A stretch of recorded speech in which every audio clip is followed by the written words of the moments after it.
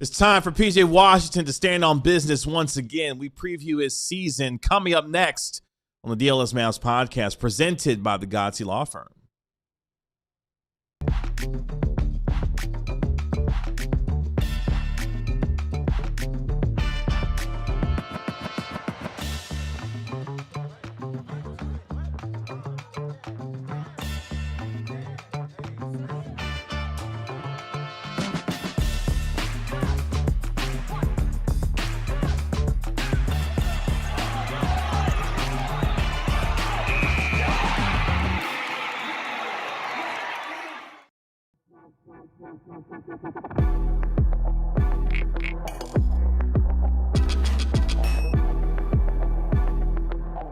Hey, what's up? It's the DLLS Mavs podcast presented by the Godsey Law Firm. If you or someone you love ever find yourself saying, I just got hit, call the official law sponsor of the Dallas Mavericks, the Godsey Law Firm.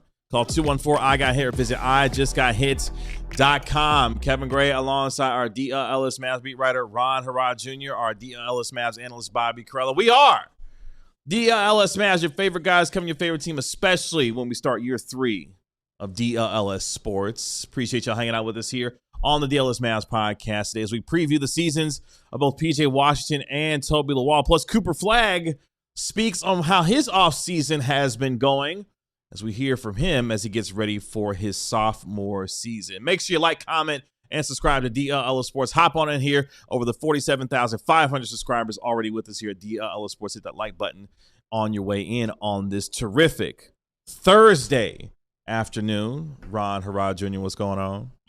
Doing good, everybody. Thanks for asking, everyone. Yeah, we're at the end of the week. We're getting some good food after this. I'm excited for today. I felt really just positive this morning. Very good. positive. I've been on a positive thing all week.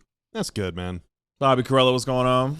We got big planning meetings coming up. We're going out. We're going to lay out the next couple months of our lives. Think of some new ideas to keep you all entertained and informed and educated and happy. And doing the same thing with the Stars Crew on Monday. It's big stuff, man. Yeah. The Cowboys play their last preseason game tomorrow. They do. It's almost the Rangers season. have decided they suck again, but like that could change tomorrow. This means they'll probably be in the postseason, probably. Anything is possible. We are so close to having 4 sports going on at once. Right now, we're stuck with kind of football. Wings are about to go on a break, which that sucks. Like, so we're entering the doldrums, but before you know it, sports will be here. Man. Yeah, I was just heating up with the Wings, I feel like. I was just like, you know what? I'm locked in every game. I'm heating up, bone break. I mean, we have college football Saturday. Huh? You what? College football in 2 days. So we're Oh good. my Okay, God. you're Yeah, so right. Forgot about that. Right. So we're good. I got to check week all my 0. pools. Yeah. Whoops. LOL. Thank you for the reminder there. LOL. And then next week is week 1, technically, of college football, Yeah, right? technically Yeah, this is yeah. week 0. So, okay, can you explain that to me? This What is is just week? like What pure is diehard week game. 0? It's week 1 then. What does week 0 mean? What does It's that not mean? all teams don't play. This is like we're getting like the Boise State game, probably, maybe Colorado State. TCU plays someone. But if there are games, TCU's banning it's North reporters Carolina at their over in Iowa. game. I feel like that should be week 1. There are games. That's week 1. Exactly. I mean, I agree. Because, like, do these games count in the standings? They do. Yeah. Okay. But the SEC doesn't play, so it doesn't count. Okay. Yeah, I'm saying this is probably the logic of some. It's very silly. The only time it made sense was when it was like one team played because they played a game in like Australia. In, like, Ireland Colorado or State something. Now plays that, in Ireland. like, Yeah. there's 20 games. It's like, no, then it's just week 1. But Yeah. Bama doesn't play. It was pretty frequent. So NCAA 08 was like really Good games. the only time I've ever been plugged into college football.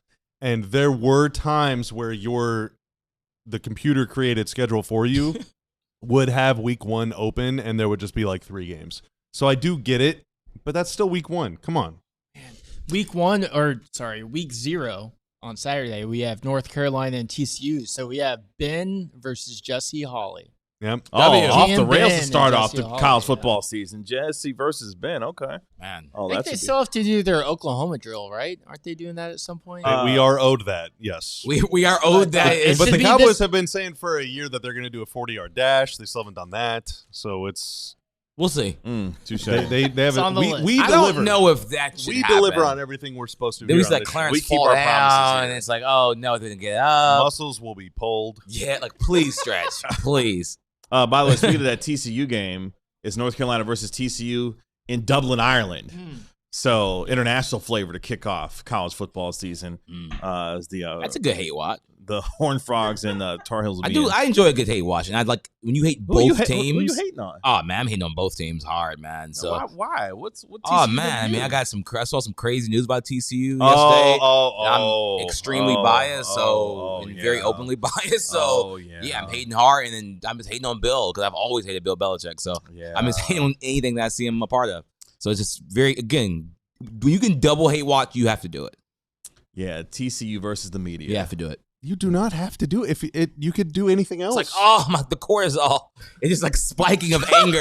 What? It's like, oh man, yes, you have to do it. Are you looking it up?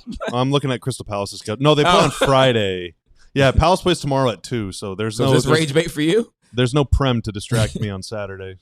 I'll have to find something else to do. Oh, yeah, The Reds get back on the pitch on Sunday, so we needed an extra day after what happened to us opening week. Not cool. And a 2-0 loss to Hull City. You're welcome, Trell. Show off the rails expeditiously. That's right. You know what, Trail? You're so right about that. You're supposed to be positive here. And all of a sudden, you just got thrown off the I'm positive about the teams I cover and am a fan of. Touche. And people that I like. Well, you know who we do like on this show? We love Cooper Flagg. We love ourselves some Cooper Flagg. The reigning rookie of the year for your Dallas Mavericks is ready for his sophomore season as he looks to help the Mavericks improve on their 26-56 record from a year ago. He's going to get some help in the form of Kyrie Irving returning after missing all of last year with his torn ACL. But Cooper Flagg's been in the gym, in the lab, as the kids like to say, getting his season preparations underway as he looks forward to working with first-year head coach Dusty May coming over from Michigan after winning the national championship this past April. We got to hear from got to hear from Cooper Flagg for the very first time really this offseason as he sat down with NBA.com to discuss what he's been working on and what he's looking forward to this upcoming season. Nope, that's right. We weren't playing that. That's on me. That's on me. But I did enjoy like the stop, the point. I was ready too. I was like, it was you just going I was like pure ore farm, like early in the it was show. ready. I was ready too. His eyes got a little low. The And then point was there. I felt it. Tanner I don't looked know at me about like, you. Kevin, remember what we talked about during pre-show? That's not happening. That's not happening. I felt him like going there too. Me and Tanner looked at each other. I felt it happening. But Cool like Flagg you were did say setting some it cool up, but I things. thought- I know. That was a Maybe he's clean just gonna setup read too. I felt it. so I good don't about know. that. I felt so good about But, that. It's fine. But Cooper Flagg though is ready. He's been working out with Kyrie Irving. He's been putting in work at the gym with his jump shot, his handle as well. So Dusty May's in Maine, it looked Dusty like? May was in Maine with Cooper Flagg, who had his third annual Flagg Brothers basketball camp with That's his twin pretty cool, brother, right? His twin brother Ace. So Dusty May got to meet his parents and talk to him and everything else. But it sounds like Cooper is ready for his sophomore season. Yeah, I think it's pretty cool like that the head coach is like going all the way to Maine, to be a part of or watch at least Cooper Flagg's, camp. That seems like something. It's not, it's definitely something that he made that trip. I'm not sure like how common that is. I would assume not that common, but Cooper Flagg is like your young star, your new coach. You also are coming from college. It seems like something that could have happened. But I mean, yeah, Cooper Flagg, I think some of his biggest things, the ball handling. He talked about that, working on the ball handling. I think that's like a huge, huge thing for him to work on. And the jump shot, which we talked to his trainer clearly said that was a emphasis for them. If his dribbling gets better, if the jump shot gets better, we're officially entering scary hours for Cooper Flagg. Well, really for the rest of the NBA is going to be scared of Cooper Flagg, but he'll enter definitely that era of his career. So, seeing him, do some more, do some activities, dunk on some of the little kiddos was fun, but also, yeah, showing some of the things he's working out over the offseason. Cooper Flagg with his camp, as you mentioned, got to dunk on a lot of little campers there, but at the same time, he is ready for his season, and we're ready to see the vibes return to Dallas Mavericks as well. If you haven't had a chance already, had a chance to sit down with friend of the show and producer of the Mind the Game podcast and LeBron's new YouTube channel as well. Dagger says just joined and Bobby has been zoned out. So accurate. 3 minutes? No way. No way. That was like 30 seconds max. It was 30 seconds max. I've been having I'm getting work DMs during, so it's, you know. Oh, you're getting work stuff during the show. Well, yeah. Love that. I'm getting work stuff at work. Touche. I mean, So I'm makes thinking sense. of how to respond. Okay. Touche. As you stare off into the distance. Well, yeah. All right. I got multiple things cooking. You're multiple You know? juggling act over there. Look at you. But had a chance to sit down with friend of the show, Jason Gallagher, who is a Emmy award-winning director and producer of Mind the Game and everything else these days. He's got really busy. Run it back, Tanner. Shout out to you. And are the vibes back for Jason and for Mavericks fans in general? Here's what Jason told me when he discussed with him. I don't know where my words at today. It's fine though. If he knew if the Mavs vibes were back. When you point one finger, you got 3 pointing right back at you. All right. I guess so. So you can't criticize me for staring at the TV box over there. We've all got to lock in. It's fine. It's been a long week already. I'm good. Here's what Jason Gallagher had to say about the vibes being back for him as his Mavs fandom returns. I think so. I mean, like, look, we've belabored the point for me in a long time, but like for the first time in a long time, I was like, I'd like to go to a Mavericks game just to watch the Mavs. Haven't said that in a minute. I think it would be, I think it just would be great. And yeah, they've had to endure a lot, but starting this season, no, I think the vibes are definitely maybe not quite immaculate, but they're darn close. And I'm like, yeah, I want to make my way down to Dallas and catch a couple games. Cause I want to see Cooper live. I don't think I've seen him live yet. But I want to come to a game as just like, I want to go to like a nothing burger game. Like I love watching Luka, you know this. And so I'll likely be at that game. Don't you worry. But I kind of want to like just go to a game against Portland and see what happens, I want to see if I get like drawn in emotionally. I want to show up on a random Tuesday night and just like, you know what? I feel something tonight. Let's just go and just see what happens tonight. I'm ready to date again, Kevin. Like, what's the problem? I love that. Sometimes, you know what? You rekindle the relationship with the ex. If you're like, you know what? Let's give this another try. Something's new, something's different about this time around. Let's just give it another try and see what happens. Now, I'm just a new man. You live it in your new man vibe. I like that. Shout out to my man Urobi in the chat. I encourage you, my guy. Go watch the whole episode. We did about 36, 37 minutes. It was a really fun conversation. A lot of positive vibes are back for our guy Jason as he looks to and for all of us. And for all of us when it comes to the Mavs this upcoming season.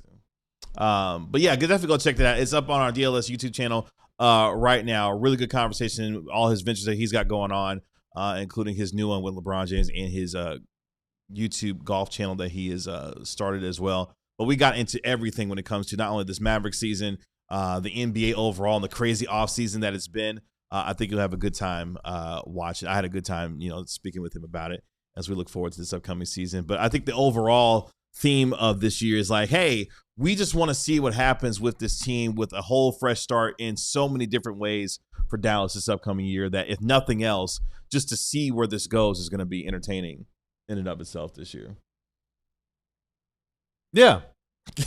Yeah, vibes are back. I mean, it's something to watch. They're beginning again. I mean, the last 2 years were the worst 2 years of my sports life, not even close. Man. So, yeah, I'm excited to not have something be the worst for once. I'm excited for a precedented time. Yeah. That's a good way to put it, a precedented time. Yeah, I mean, I've been wondering that. Again, just like somebody that's not from Dallas, like, are Mavs fans back? Are they not? Like, the views, it's like, okay. It seemed like they're back, to what some of the crazy view shows before I, started working here, sadly. But so I'm like, okay, maybe fans like, you know what? They're buying in. Cooper Flagg's the guy. A lot of the, Jason Kidd's gone. Nico's gone. Like, are people back? Like, I've been, really wondering that. Because, like, from the outside looking in, like, my friends were like, people just stop being fans of the team. Like, that's, like, crazy. Because, like, again, like, I'm from, like, people just, teams are so bad in my area that, like, I can't even, like, people still somehow go to those games.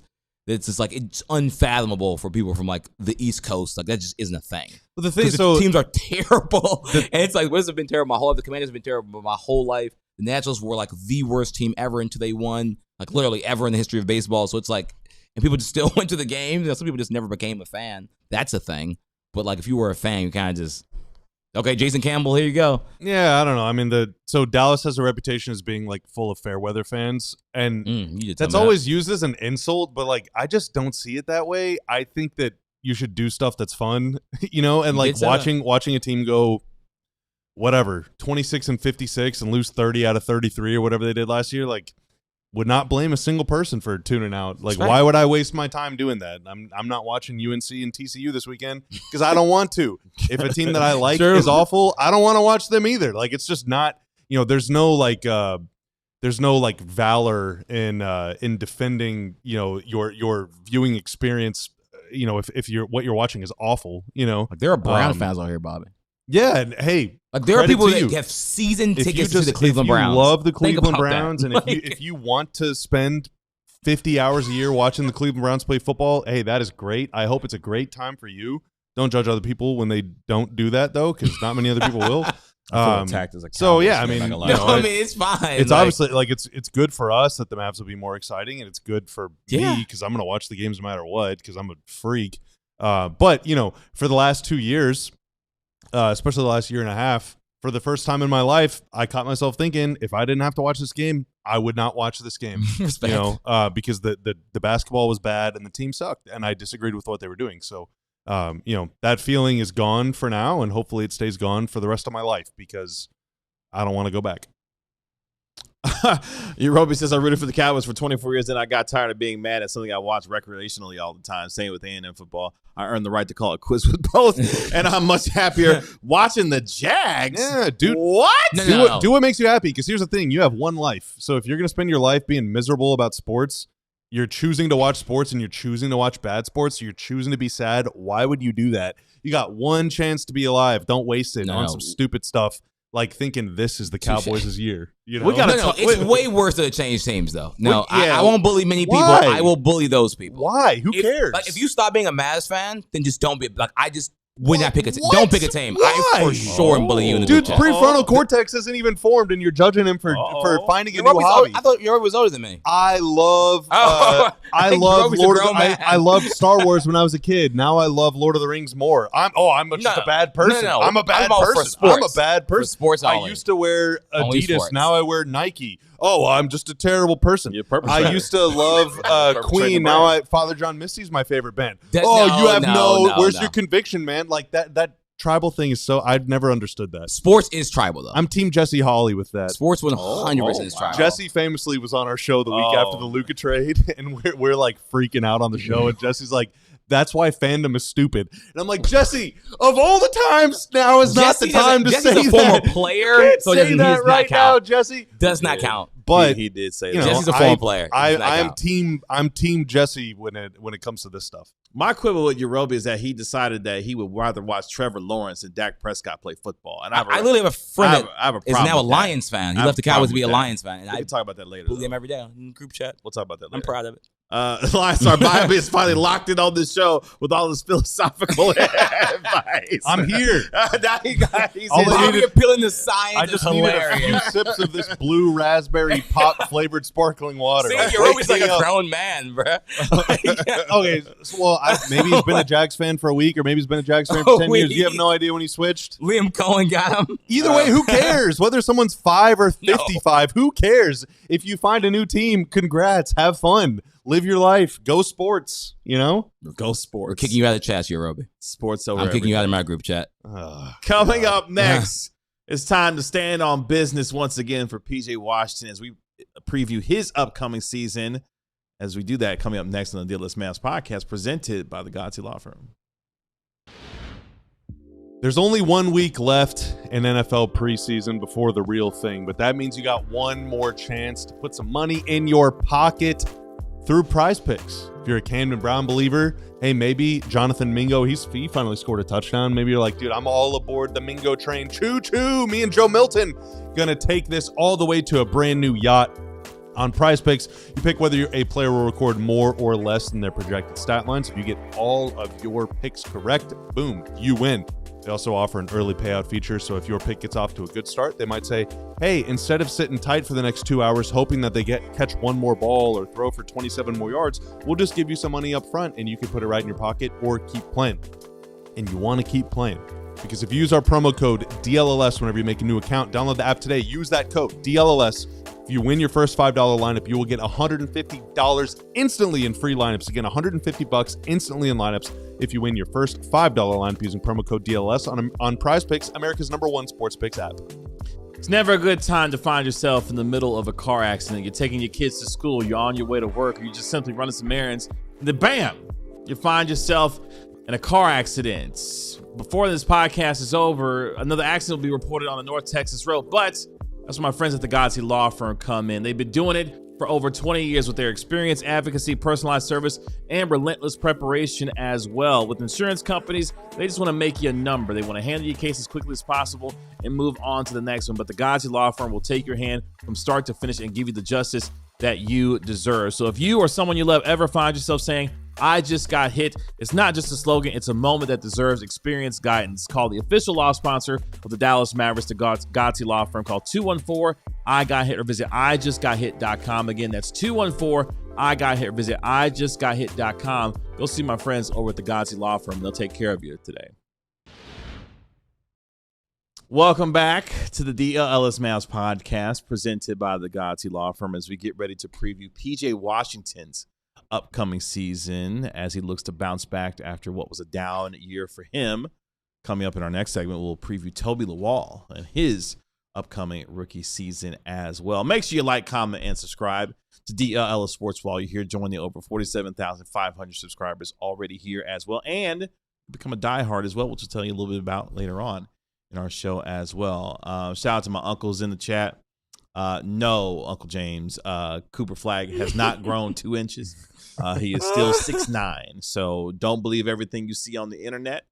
He's not 6'11". The official guide says he is still 6'9". So we'll ask him about that during media day, I'm sure, coming up at the end of September. I'm grateful that Twitter is changing its ways for monetization because all of those like fake aggregation accounts, you just can't make up stuff and get paid for it. That's but right. Facebook might be beyond help at this point. Like I just recommend it's impossible. Do not try and get sports stuff from Facebook. Please. It is everything is a lie. No, even the true stuff is not true on there.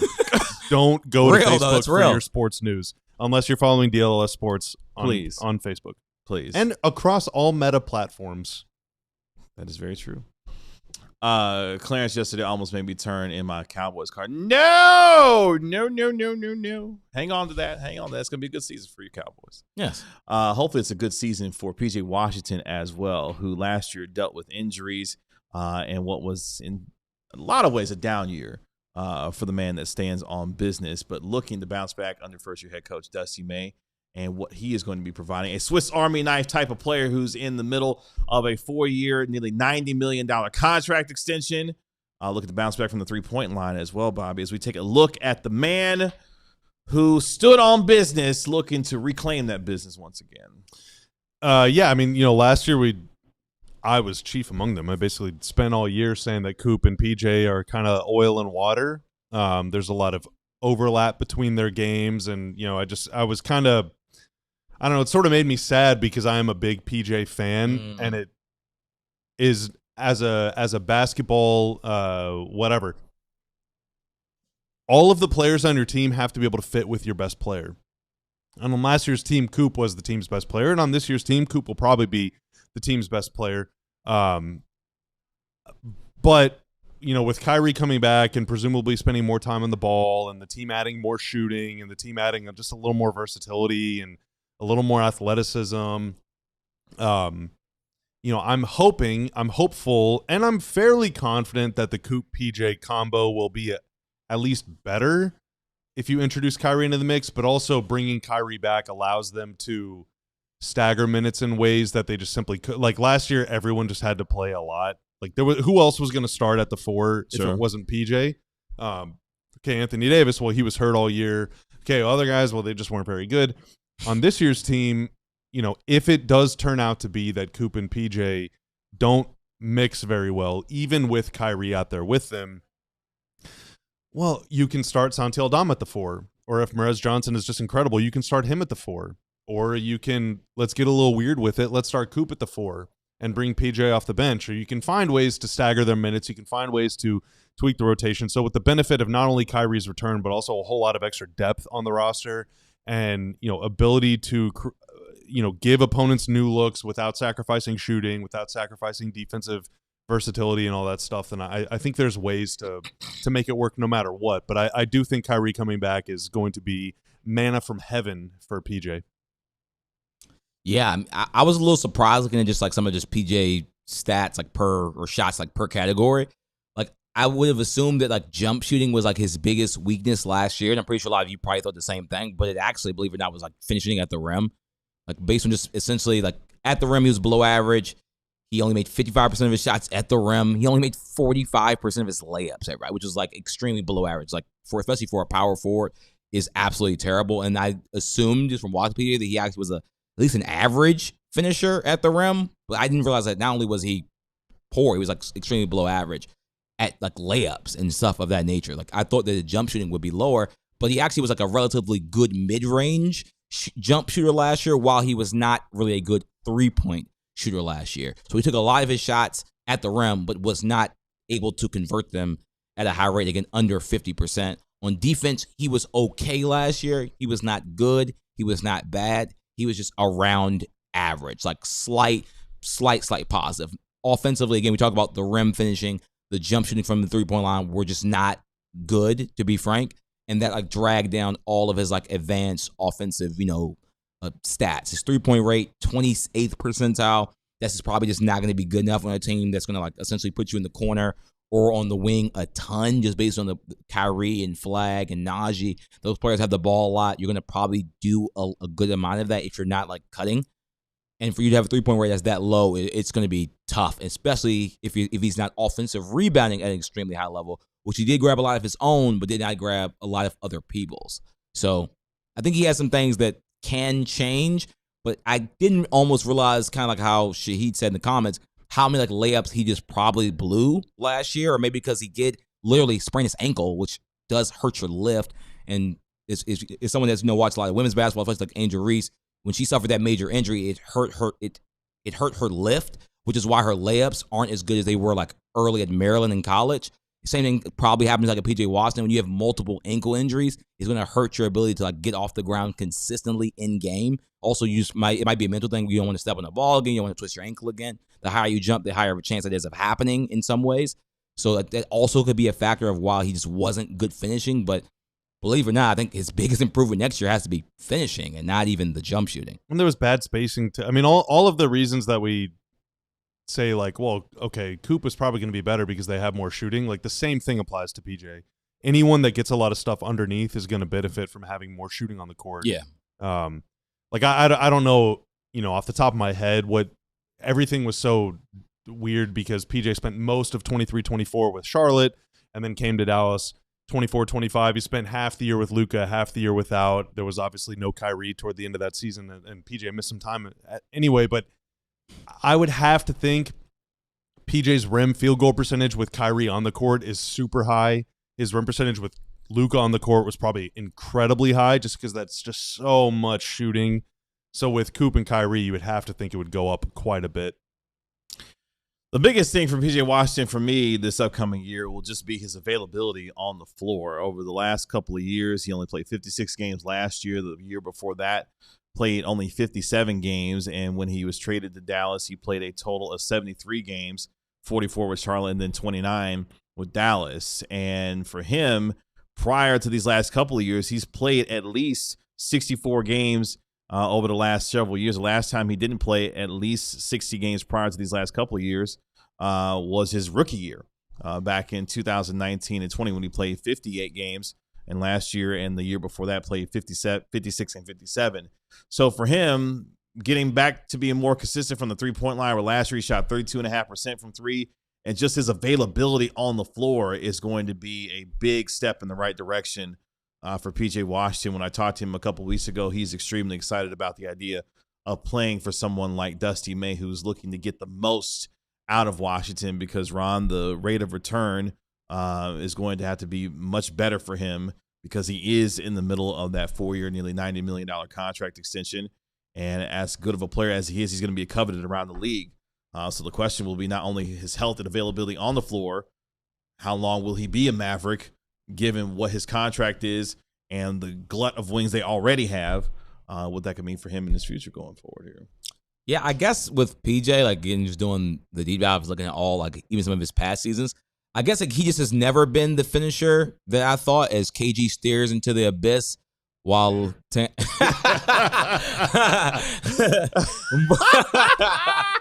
But as I was saying, yes, I guess thought PJ was more of like a slashing player, but now that I'm really thinking back, he has always been a jump shooting power forward, which I guess I should have just assumed, but for some strange reason, I didn't think he was like Najee with driving, but like I just thought that was like a huge part of his game, and I guess it hasn't been actually historically. The mid-range shot, he's really good at that shot, and I think that is a valuable skill. You kind of just need players that are comfortable like being in that area of the court. With him, usually with mid-range shots, if you're not a great dribbler, it can be hard to get that shot off because coaches aren't like necessarily sitting you in the mid-range unless you're like a great passer as well. Maybe they're like running some action at the free throw line, but like he's not really a good passer. And dribbling, he's, I think, good enough to do some pull-up stuff, but not a Najee level dribbler where like that's can be a real big part of his game. So I think for him, when he starts making that corner three more and more, it's going to bring his value right back up to where it was during the finals run. I think that's possible with Kyrie Irving on the floor and Najee taking maybe a bigger playmaking role / defensive role. I think he can get back. And if the defense returns to form as well, again, it just adds even more value, to his game. Well, there was a stretch at the end, kind of the middle end portion of March. Yeah. Where his numbers just took off. He was averaging 18 points, 8 rebounds, shooting great from three, shooting great from the field. And if you remember, the Mavs experimented a little bit with him playing 5 during that stretch. Mm-hmm. And the great shame of last year's roster construction and even this year's roster construction is that I do not see a way for PJ to get even spot minutes at the 5 because there are just too many players on the team. Now, if it's like PJ Santi, okay, maybe Santi's nominally the 5, but PJ will actually be the 5. Maybe the same for Morez, but probably not.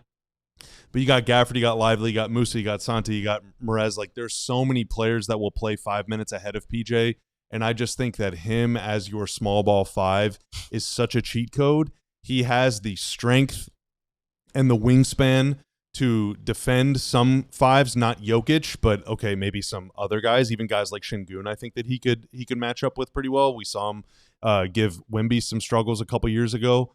And then offensively, if he's your 5, he's pulling the center out. Like I think that's such a it's such, I think, lost potential, I think, for the Mavs that over 2 years of having 2.5 years of having PJ now, we've barely ever seen him used at the 5. I think that is something that should absolutely happen moving forward. I did look up some lineup stuff because Bobby brought up about the Luka Kyrie, like what did he shoot? I can't find like him at the rim, but he did have like a 61.7 shooting percentage during the 23-24 season with Kyrie, Luka, Derrick Jones Jr., Daniel Gafford on the floor with PJ Washington. Like he scored 190 points on a 60.5 EFG. So like he was really good, even with Luka off the. Well, actually no, with Kyrie, Luka, Josh Green, Derek Lively, PJ, he was a 71% efficient field goal percentage. So, like, with better players, he's proven these are, like, high leverage games. Like, the Mavs were trying to, like, get seating correct and everything. He was playing high-level basketball. Like, that's extremely over, like, the league average to shoot that, which means he was more comfortable with more spacing. He wasn't probably taking, as many guarded shots, even though he's shown to be comfortable with taking some of those shots. He doesn't have to do that when you have quality players on the floor. Last year, sadly, there wasn't that many quality players. This year, like players that I think playing with players that can dribble benefit PJ Washington. This year, Kyrie Irving will be able to dribble. Like if he's in the starting lineup, Kyrie will be able to dribble for sure, and Koo will be able to dribble. And having 2 players that are like just able to do anything from a playmaking perspective clearly benefited him early in his early career in Dallas, to be specific. Yeah, you don't want him to have to do too much. Yeah, another thing that's going to help him is he's not going to get a post up every first play of the game. No. Oh, like, that bit. That's like the worst thing that any coach has ever done to me in my life. For all of the good things that I will say about Jason Kidd, even if it makes you upset, dear viewer or listener, running post ups for PJ every first play of the game is West post ups. Like he was below 0.9 points per 100 or per possession. Last year, 0.857. The year before, like 0.83, which is, I mean, it's just that's really bad. Yeah. I don't know why. It was almost every single game. The Mavs would run their first play of the game for a PJ post-up. I think he scored like 3 times all year on that or something, you know? So you don't want to throw away possessions. Giving PJ a post-up against a starting caliber big man is the same as giving Najee, hey, just Najee, take a step back 3. Like, it's just, you would not ask them to ever do that. So, you know, find ways to make the Mavs' number one goal this year is to find ways to make Cooper Flagg's job easier, and then it's to make Kyrie's job easier. But also the job of a coach is to make every single player's job easier, you know? And asking players to do what they can instead of what they can't is the number one most surefire and effective way to get the most out of them. And, you know, posting up is just not something that's in his bag, especially against bigger players. That's not an insult. He's way better at other things. I want to see them do those things. To Shahid's point, the less dribbles, the better for PJ Washington. Absolutely. Probably so. But and that goes for every player on the team. Yeah. Like, except for Kyrie. Basically. If you don't have to dribble, don't dribble. Literally. And even Kyrie's like a very efficient dribbler, in my opinion. Like, he's not like, when we were at Summer League, there were so many players that were just when we watched the Bonza, I was like, does he think he's Paul George? Like, it was just so many wasted dribbles on the court, and Kyrie has like none of those plays. Like, it's like, even though Kyrie has a bag, like, people always like get caught up in like, oh, just do all these fancy dribbles. Like, Kyrie, while he can do that, picks his spots to do a lot of those things. And normally when he does do that, it's in like a good shot situation, and like that's very important for every player in the NBA, right? Every single dribble that Kyrie makes is intentional. Yes, he is trying to knock you off balance or get somewhere or do something or set you up. Like, every single thing. And the difference between a great ball handler and a Kyrie level ball handler is that. The difference between an NBA ball handler and a great ball handler is sometimes guys that dribble in the NBA just don't really know what they're doing. They're just bouncing it to just D'Angelo Russell. Yeah, and like you don't want to like. Dribbling is wasting time. Dribbling is giving the defense a chance to recover unless you're doing it with intention. And, you know, there are a lot of guys on the team that just can't manipulate defenders with the handle. Yes. So don't try. Just move the ball, keep moving. Just move it. PJ Washington begins a 4-year, $88 million contract extension this year, where he'll make $19 million this year and escalates each year after that. And before he becomes a free agent in the 2030-31 season. PJ Washington looking to stand on business once again. Coming up next, we preview the season of rookie Tobi Lawal. We'll do that coming up next. Oh, man. Juno's Liquor, everybody. I talk in this voice because it almost makes me sad that I won't be here in Dallas this weekend to enjoy the things that they sell to us as people. Oh, because it's the last Saturday of the month. To us as Texans. But you all can go, because like Bobby said, it is allocation day. Allocation day. We have Las Colinas at 11, Arlington at 1, Keller at 3. It's a free event. You show up, you get a ticket, and there's a drawing for a pick of one of the allocated bottles. These are essentially, in layman's terms, very fancy bottles, everybody, that you can buy for retail pricing. No secondary markup. Bad people. No secondary markup. You can get the Blanton's original single barrel, Elijah Craig 15-year single barrel, Eagle Rare 10-year, special liquor, everybody, and you can get it for retail pricing if you go to one of those locations. So find all your high-quality spirits at a great price at your local Junos. Tell them DLS sent you to get 10% off of your first purchase and continue to support your Dallas small businesses. Boys and girls, MLB pennant races are heating up across Major League Baseball. Will your Texas Rangers find a way to climb into the postseason via the AL West division crown or through the wild card? No matter what, you can watch your Texas Rangers in the final month of the season thanks to getting your tickets with Game Time. With Game Time, you're able to get panoramic seat views so you can see exactly where you want to sit at Globe Life Field and watch your Texas Rangers climb into the postseason. They've got the lowest price guaranteed, or Game Time will credit you 110% of the difference, and your purchase is covered with the most flexible customer service policy in the game today, and there's no hidden fees. So you're not surprised by the time you get to checkout that your ticket was $40. Next thing you know, it's $200 by the time you get to checkout. So take the guesswork out of buying your MLB tickets with Game Time. Download the Game Time app, create an account, and use code DLLS for $20 off your first purchase. Remember, terms apply. Again, create an account and use code DLLS for $20 off your first purchase. Download the Game Time app today. Gentlemen, what time is it? Game time. Bark. Bark. Bark. Bark. Wolf. Welcome back to the DLLS Mavs podcast presented by the Godsey Law Firm, where Shahid says Ron still gets carded at Juno's Liquor. Do you get carded Is all that the time? true? I'd say still. I get carded. Like restaurants, bars? Not just like generally? every single time, but like half, maybe 40% of the time. Oh, wow. Okay. It's been Do you get offended when a you get while. carded? No. Okay. I think, man, maybe in the last year, I think I've been carded maybe like 2 or 3 times. Didn't we all get total. carded in Vegas? I'm trying to remember. We did. Maybe, yeah. Because that was just hilarious I very moment. much Yeah. appreciated Well, that. there are I was places where blamed for why we all got carded. yeah, there are It's just places where it's hilarious. clearly mandatory, but like nowadays, most people don't even ask, especially when my hair gets a little longer. It's just, it's gray. Like, it's I'll never forget going to the movies with my grandpa, and he was carded. And I was like, what is going on here? He was a I'm sure he had a bald big smile. 70-year-old man. When I worked at Target, you were required to card everybody. That's what the person at the Yeah, movie like, said. They if felt so dumb. managers It's went just- around, we usually didn't do it, but like if they were, I'd be like asking this 80-year-old grandma, like, "Hey, can I see your ID?" And they're like, "Really?" She probably wanted to slap you in the face. Like, don't thanks, you no, ever I ask me guess. a No, they question. liked it. They usually thought it was funny. And Yeah, That's it's like true. it becomes funny. That's true. Let's talk a little Tobi Lawal here on the program today as we continue our Mavericks player previews for this upcoming season, the 48th pick in the second round of this year's NBA draft. Looking to make the impact as a two-way player. The Mavericks have 3 two-ways, John Polakidis, Jett Howard, and Tobi Lawal, the third of our two-ways that we'll talk about in our season previews here. A hyper-athletic young man, 23 years of age, who didn't pick up a basketball until age 16, finds himself now in the middle of a team that has a chance to make some noise in the Western Conference this year. How can Tobi Lawal potentially provide an impact for Dallas this year? I mean, he was one of the more fun players to watch at Summer League. I mean, like the man's vertical is absolutely insane.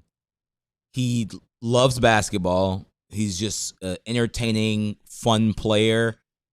He said when I think me and KG went to I think it was one of the Mavs Academy media sessions, and he says that Masai Ujiri told him that he reminds him of OG Anunoby in his pre-draft workout, and then actually took him, which means he probably really believed that if not OG, that he can be in that lane. And he has like all the physical tools to become a good player. Like, I don't know if it will actually happen, but like he's been gifted all the physical tools to be able to at least be a competent NBA player. And he seems like a player just is going to grind. So I can't wait to see how somebody like his game grows. I would love probably maybe towards the end of the season, likely, if he starts, if he gets just some type of game action. Of course, he should be like the G League star, hopefully for the Mavs, this year. But he's a player that I'm excited to see, like in 3 years, like what does Tobi Lawal look like with his hand size and the vertical? And he showed like some jump shooting like confidence, which I was shocked by. Because if he can like even have an average jumper with his level of athleticism, now we're talking about, okay, this is like a starting like small forward, power forward in the NBA. Because if you can shoot and then defend with that level of athleticism, like that's extremely valuable as an NBA skill. Yeah, it's shoot, and just keep shooting. Like,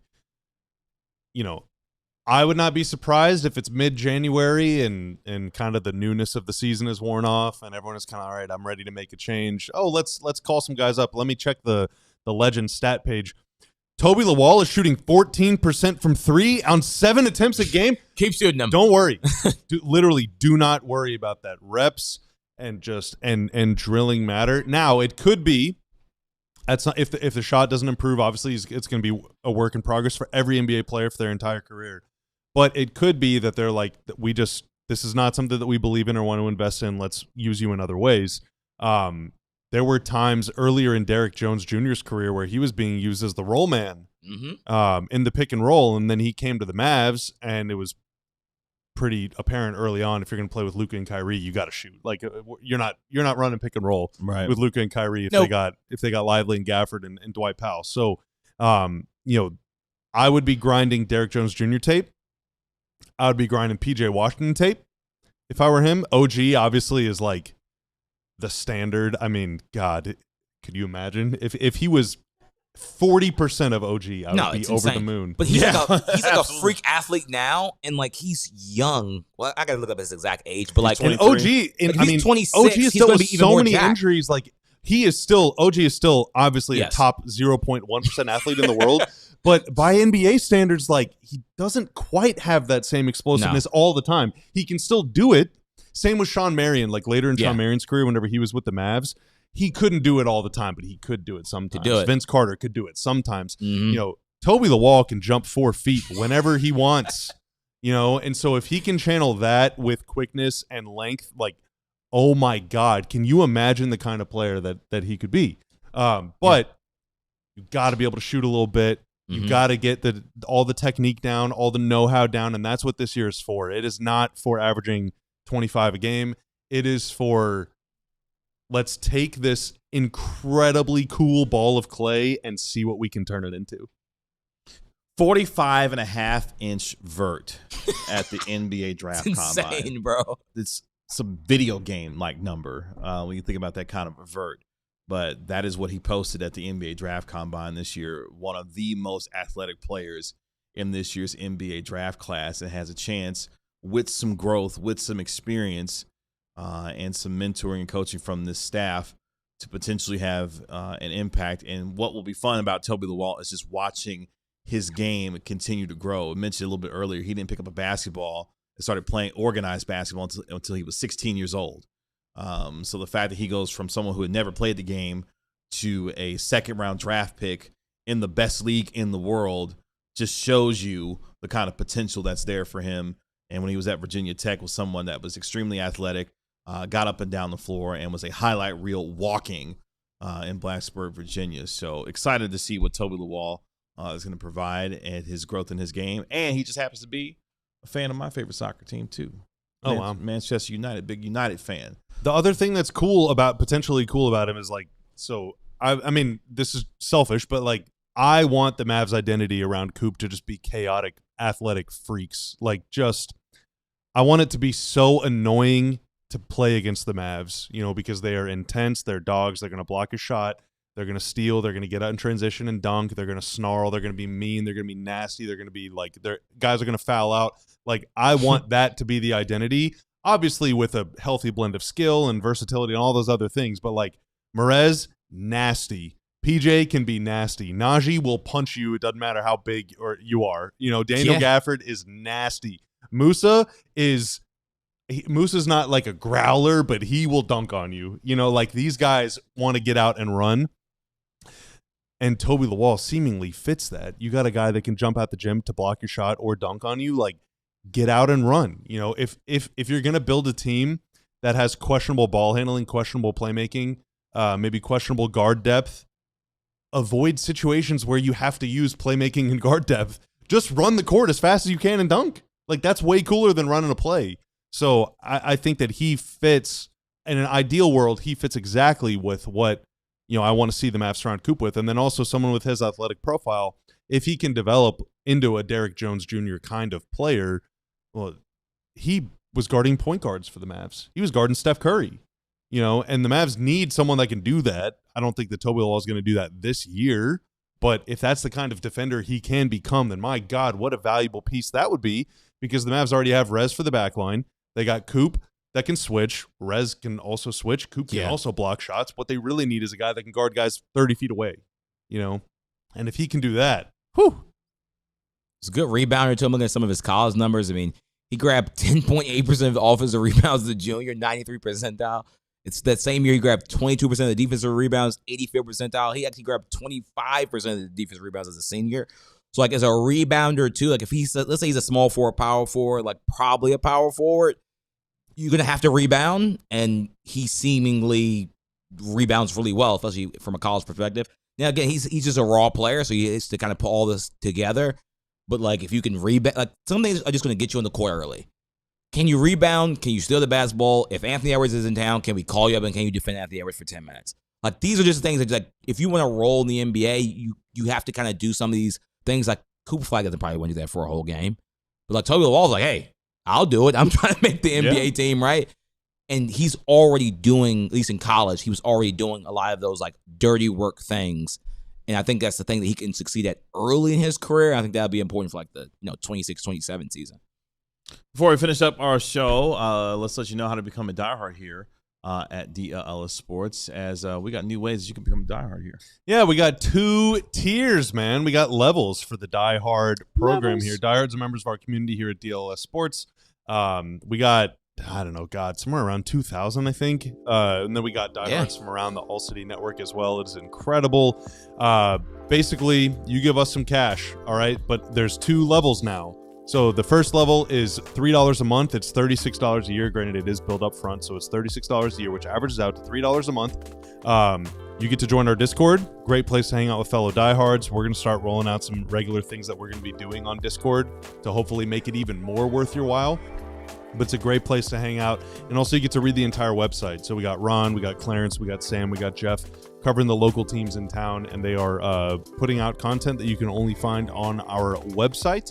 And then the next level, okay, it's $79.99 or round up to $80 over the course of a year. That's like $6.50 per month, which hopefully is not that big. It's just one less trip to your local coffee shop, okay? And that gets you a free shirt of your choice every single year. Every single time you renew your membership, you get a new shirt of your choice. We got a whole lot to choose from. They're all very good. I think I have 10 or 12 myself. They're fantastic. It also gets you a discount on other gear on our site. We got hoodies. We got lots of hoodies, actually, including some new ones that I want to buy. And it gets you early access to events. We just had some event planning meetings that I'm very excited about, so we'll be announcing those, and diehards get first crack at that and a discount to go with it. And it also gets you, I don't actually know what we're calling it, but we're introducing, we're partnering up with local businesses to where if you flash your physical diehard card, you actually do get discounts. And we'll be rolling those out. It also gets you access to our app beta so that you can see that early and provide feedback and stuff. So it's great, man. It's great. Shout out to every single person that's ever been and ever will be a diehard. I love that. The idea I can show my physical gold diehard card and get some discounts. It won't just be a joke now. We've made I know, we've been talking about it for. Well, it has brought me discounts, but all of us the emojis, that's actually the supporters club. That is the supporters club. So if you want to become a supporter, I think on YouTube it's $5 a month. I think gets you access to all the emojis, and we're gonna do a little refresh of those here pretty soon. I think. Yeah, why not? Look forward to that. Why not? Let's finish up here when it comes to the DLS Mavs podcast today. Some piece of NBA business news that happened yesterday, surprisingly.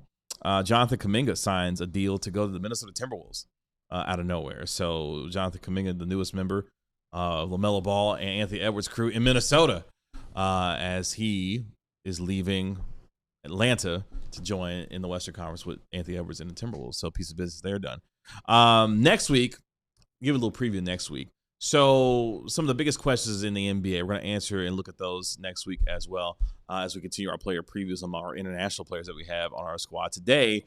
As we finish up our show, looking at some of the predictions for who will win the NBA's awards this upcoming season, and who you think will win the various major awards this upcoming year. Ron, I'll start with you when it comes to who will win the NBA's MVP, the worldwide leader continuing its summer forecast as we go around the association. Who do you believe got the most? These are not our official answers, are they? Because remember, we do the... Okay. No. But I don't want to be held to this. No. These are not our answers at all. You had me real worried. We're going to do that later. Frantically searching NBA players. Who's available? We'll do that later on, closer to the beginning of the season.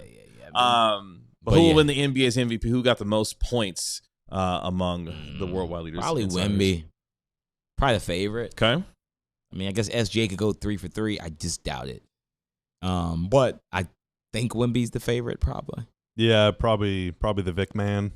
Wemby was the overwhelming favorite among the insiders, where he got 102 points. Nikola Jokic came in a distant second with 31, rounding out. No LaMelo? No. What are they doing?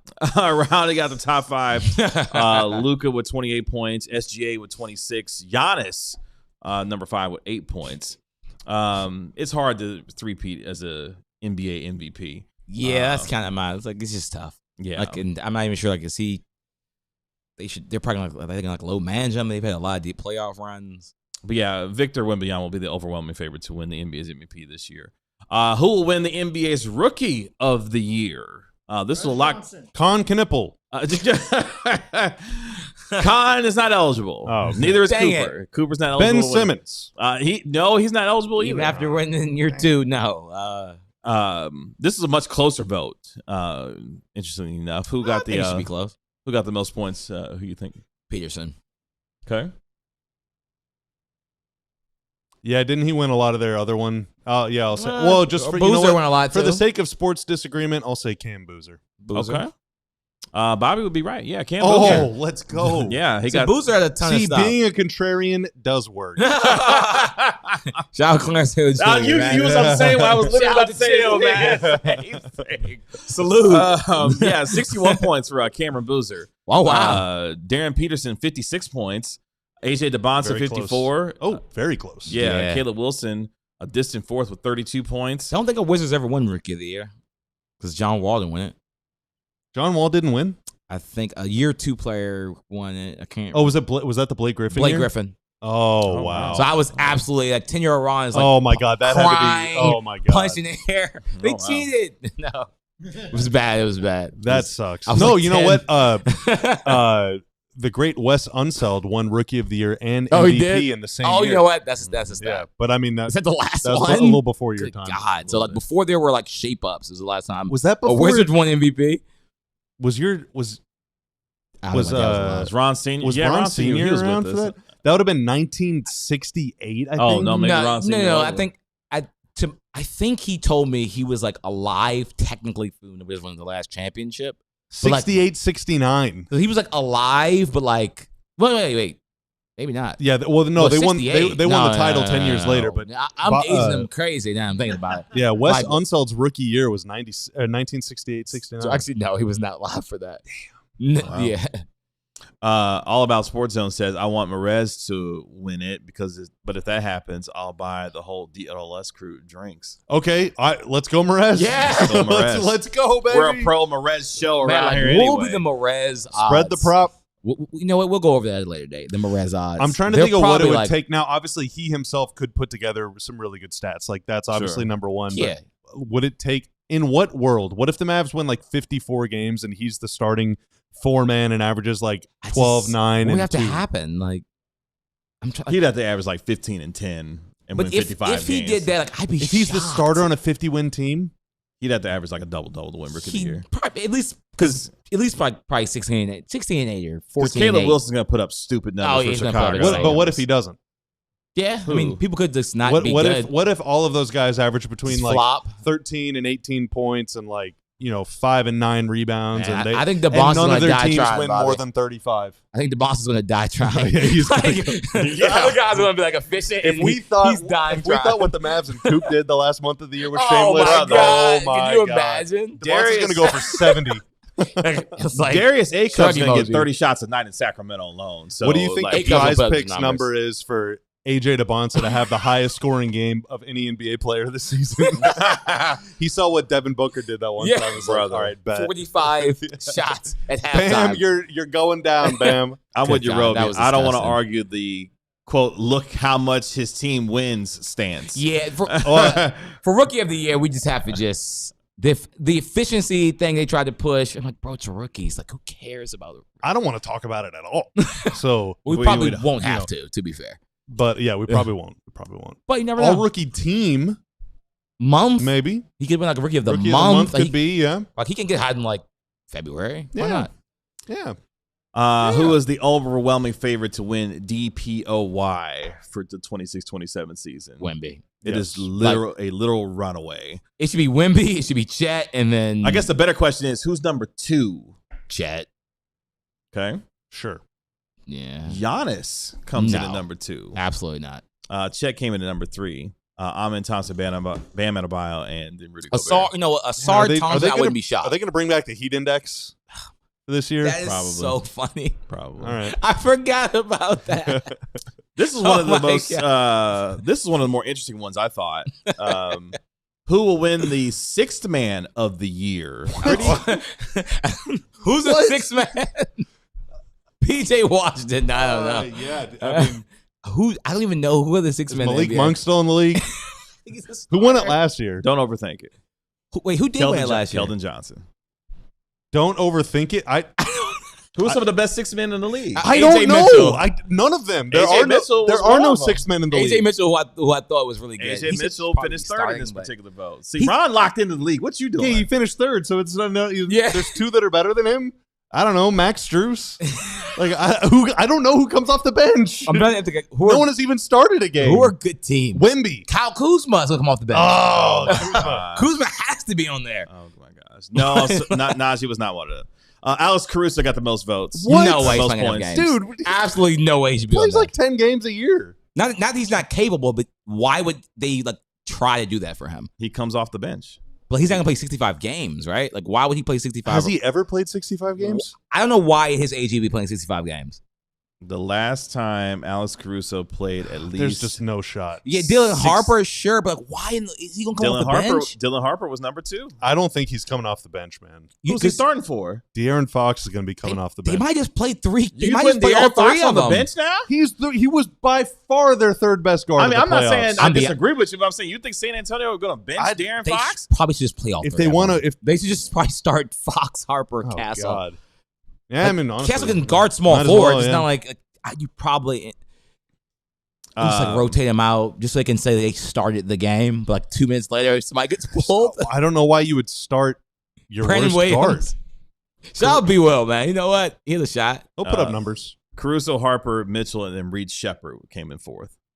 Oh wow! No. Future Mav. Reed Shepard? I low-key would have never guessed Reed. Yeah, I mean, Like it had been a while since genuinely, I I got there. forget that guy's around. I'm in. I mean, he doesn't do anything to you know. sadly be memorable. Yeah. Like, I need to pull up the rosters. We'll look at Yeah. some of the other ones tomorrow. Yeah. That'll really get these two upset. I do enjoy a good poll. We'll talk about those tomorrow.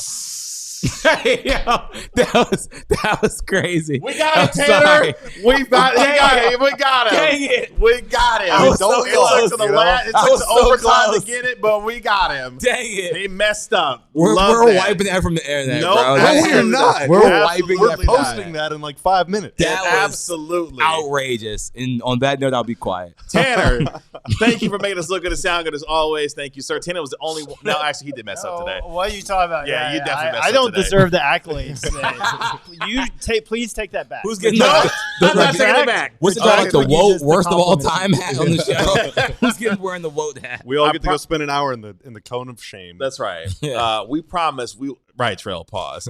We will do better for you tomorrow. I promise all of us will do better for you tomorrow. We will lock in for our Friday show. It's a big one for us here on DLS Sports. We could say goodbye to. We're doing our under 25 draft tomorrow. Yeah. So bring I'm some excited. takes, and y'all are going to be the jury. You're going to decide whose team is the best and whose is the worst, and then who is just kind of We can't let you hang get out. Cooper Flagg and Victor Wembanyama together for a second year in a row. We can't let that you, happen. you can try. That's the only mission for tomorrow for me. Is not letting that happen. Again. Nope. That's our DLS Mavs analyst Bobby Krell. That is our DLS Mavs beat writer Ron Harrod Jr. I was going to say something, but I'm not going to leave it right there. My name is Kevin Gray. We are DLS fans. We will talk to you tomorrow and be better for you tomorrow because we are presented by the Godsey Law Firm. We appreciate you. We'll talk to you tomorrow at 12 p.m. Y'all be good. Peace. We all silly like the mayor.